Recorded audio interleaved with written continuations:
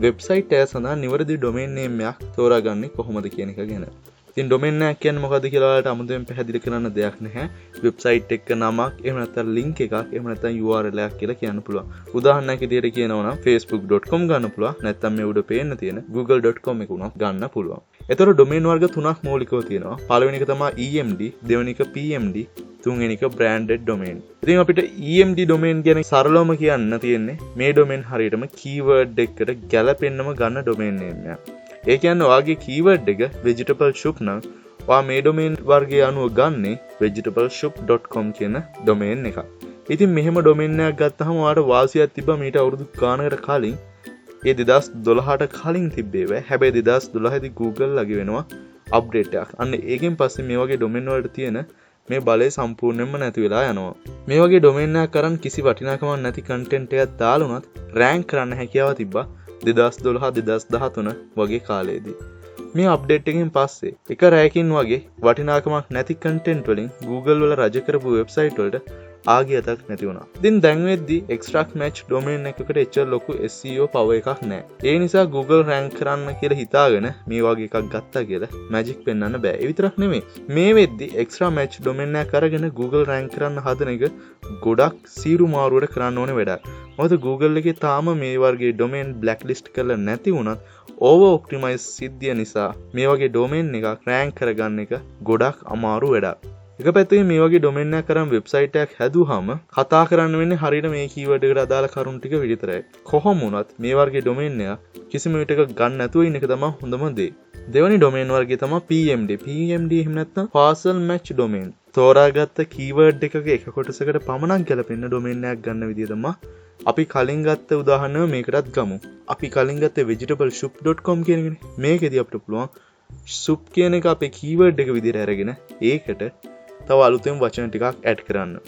fresh soup, homemade soup, soup lovers මේ වගේ අර සාමාන්‍යයෙන් ඒකත් එක්ක නැති keyword එකක් මේකට දාලා මේ විදිහේ domain එකක් ගන්න පුළුවන්. ඉතින් මේක ඔයාට කැමති විදිහකට ඔයාට ඉස්සරහෙන් දාන නම දාගන්න පුළුවන්. ඒක ඔයාගේ කැමැත්ත. extra match domain වල ප්‍රශ්න මේකෙදි ගොඩක් අවම වෙනවා. ඒ නිසා partial match domain එකක් ගන්න එක වාසිදායකයි. මොකද domain එක දැක්ක ගමන් අඳුර ගන්න පුළුවන් මොනවා සම්බන්ධ website එකක්ද කියලා. keyword එක සමග niche එක හෝ මොකක් හරි නමක් එහෙම නැත්නම් brand name එකක් වගේ උනත් යොදා ගන්න පුළුවන්.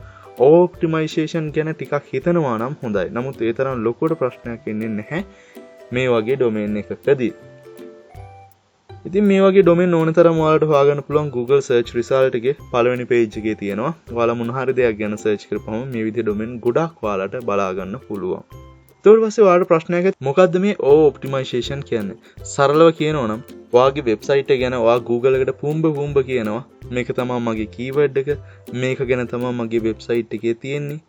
වගේ ඕනෙවට වඩා පෙන්වන්න හදන එකට තමයි over optimization කියන්නේ. partial වර්ගයේ domain එකක් ගද්දී ඔයාට පුළුවන් namemesh.com වගේ website එකක් use කරලා idea එකක් ගන්න. අපි බැලුවොත් මේක ඔයාට පුළුවන් namemesh එකට ගිහිල්ලා ඔයා කැමති දෙයක් ගැන ගන්න. අපි අතන ගත්ත idea එකටම අපි ගිහිල්ලා බැලුවොත් අපි මෙතෙදි ගත්තේ soup කියන එක. අපිට පුළුවන් මේ soup කියන කෑල්ලම මෙහෙම copy කරගෙන මෙතෙන්න දාන්න. දාලා ඊට පස්සේ generate කරන්න පුළුවන්. ඒතර අපිට බලා ගන්න පුළුවන් මේකේ තියෙන මෙන්න මේ SEO යටතේ තියෙන domain එක බලන්න. ඒවා ගොඩක් හොඳයි. ඒ වගේම ඔයාගේ domain එක ගත්තේ කොයිම වෙලාවකත් ඔයාගේ domain එකේ අංක dashes වගේ දේවල් තියාගන්න එපා. මේ මෙතන කොළ පාටින් පෙන්නන්නේ මේ domains මේ වෙද්දිත් ඔයාට මිලදී ගන්න available තියෙනවා. ඒ කියන්නේ මේ domain එක ඔයාට ගන්න හැකියාව තියෙනවා. මේ පැත්තේ මේ මිල ගණන් දාලා තින්නේ කලින් ඒ domain අරගෙන දැන් ඒ domain විකුණන්න දාලා තියෙනවා. බලන්නකෝ ඒ වේ ගණන. ඒ වේ ගණන් බලලා ඔයාට දෙයක් ගන්න පුළුවන්. නැත්නම් මේක පහළට ගන්න. පහළට යද්දි මෙහෙම scroll කරන්න පහළට මේ වගේ. එතකොට මේකේ තව load වෙනවා. ඉතින් ඔයාට කැමති domain එකක් මේ විදිහට ගන්න පුළුවන්. shopbuy.com, subgreen, subplan, subdeal, subfind, subforce මම මේ වචෙන් ලිකන් ගත්තේ. ඉතින් මේ විදිහට ඔයාලට ගොඩක් දේවල් බලා ගන්න පුළුවන් මේ PMD වර්ගයේ domain එකක් ගද්දී. ඊට පස්සේ අපි යන්නේ brand domain වලට. domain එක විදිහට පුද්ගලික ආයතනයක හෝ මොකක් හරි විදිහේ නමක් යොදා ගන්න එක තමා බ්‍රෑන්ඩඩ් ඩොමේන් එකක් කියන්නේ දිගු කාලින සැලසුමක් ඇතුව වෙබ්සයිට් එකක් පටන් ගන්නවා නම් තමා මේ වර්ගයේ ඩොමේන් ගොඩක්ම හොඳයි. මේ වගේ ඩොමේන් එකක තියෙන අඩුපාඩුව තමා නොදන්නා කෙනෙක්ට එකපාරටම කියන්න බෑ දකින්නේ නැතුව මොකක් සම්බන්ධ වෙබ්සයිට් එකක්ද කියලා. ඒක කොහොමද? ඒ කොහොම වෙතත් මේ වර්ගයේ ඩොමේන්ස් හොඳම ඔප්ෂන් එකක් හොඳ ඩොමේන් නේම් එකකට. මොකද ඔබට SEO ඔප්ටිමයිස් කිරීමට ඩොමේන් එක තුලම කීවර්ඩ් එකක් තියෙන්න ඕනි කියන කාරණාව ඇත්තටම අවශ්‍ය කාරණාවක් නෙවෙයි. උදාහරණයක් විදිහට ගත්තොත් amazon.com, alibaba.com, webmd.com, bbc.com, shoutmeloud.com මේ වගේ ගොඩක් ඩොමේන් ගන්න පුළුවන්. හැබැයි මේ එක ඩොමේන් එකක් ඇතුළත් කීවර්ඩ්ස් පේන්න නැහැ. ඉතින් මේවා බ්‍රෑන්ඩ් ඩොමේන්. ඔයාලට බ්‍රෑන්ඩ් ඩොමේන් එකක් ගත්තාම ඔයාලට කැමති දෙයක් කරන්න පුළුවන් ඒ ඩොමේන් එකේ. ඔයා දැනට කරන්න හිතාගෙන ඉන්නේ අපි උඩින්ම කතා කරපු විදිහට සුප් විකුණන සයිට් එක යන්න නැත්නම් සුප් ගැන රෙසිපීස් දෙන සයිට් එක යන්න නැත්නම් මොකක් හරි දෙයක් නම් ඔයාලට පස්සේ කාලෙක හිතුනොත් නෑ මේක ඕනේ නෑ මම වෙන මොන හරි දෙයක් කරනවා කියලා. අන්න ඒ විදිහ දෙයකටත් කිසිම බයක් නැතුව පාවිච්චි කරන්න පුළුවන්. මෙන්න මේ තියෙන බ්‍රෑන්ඩ් ඩොමේන්. ඉතින් PMD ඩොමේන් වල ඒක යම් තාක් දුරට කරන්න පුළුවන් සහ එක්ස්ට්‍රා මැච් ඩොමේන් වල කිසිසේත් මේක කරන්න බෑ. මොකද සුබ් ගැන තියෙන ඩොමේන් එකක් අරගෙන ඔයාට ඒක ගැන ඒක කවදාකවත් ලියන්න බෑ. ටෙක්නොලොජි ගැන එහෙම නැත්නම් වෙන මොනවා හරි දෙයක් ගැන. ඉතින් තවදුරටත් ඩොමේන් එකක් ගද්දි ඔයාලා සලකා බලන්න ඕනේ කරුණු කීපයක් තියෙනවා. ඒක තමයි ඔයා ගද්දි අනිවාර්යෙන් ඔයාගේ ඩොමේන් නේම් එක ගොඩක් ෂෝට් ඩොමේන් නේම් එකක් ගන්න බලන්න. ඒ වගේම ඒ ඩොමේන් නේම් එක ඕනෑම මිනිසෙක්ට කියවපුවාම ලේසියෙන් මතක හිටින ඩොමේන් එකක් ගන්න බලන්න. ඒ වගේම ප්‍රසිද්ධ සමාගම් වල threads mark copyright තියෙන ඩොමේන් හා සමානව යන ඩොමේන් නේම් ගන්න එපා. එහෙම ගත්තාම පොඩි ප්‍රශ්න ඇති වෙනවා සහ ලොකු ප්‍රශ්නත් ඇති වෙනවා. ඒ වගේම numbers සහ hyphen වගේ දේවල් තියෙන ඩොමේන් නම් හේතුවක් නැතුව තෝරා ගන්න එපා. උදාහරණයක් විදිහට කියනවා නම් මෙන්න මේ වගේ ඩොමේන් i-love-you.com මෙන්න මේ විදිහේ ඩොමේන් ගන්න එපා කවදාකවත්. එහෙම නැත්නම් love21 නැත්තම් ওই විදිහට මොන හරි එහෙම ඩොමේන් ගන්නත් එපා. මොකද මිනිසුන්ට ඩෑෂස් අමතක වෙනවා, මිනිසුන්ට නම්බර්ස් අමතක වෙනවා. ඔයා ඩොමේන් නේම් එකක් ගද්දි හැම වෙලාවෙම ඒක සාමාන්‍ය ඒක වචන ඩොමේන් එකක් ගන්න බලන්න. මෙන්න මේ ඩොමේන් නේම් සුප් කියන වෙබ්සයිට් එකට ඇවිල්ලා ඔයාට ගැලපෙන විදිහේ ඩොමේන් එකක් මෙතනින් ජෙනරේට් කරගන්න. මේකේ ඔයාට ඔප්ෂන්ස් කීපයක් තියෙනවා මේ වෙබ්සයිට් එකේ.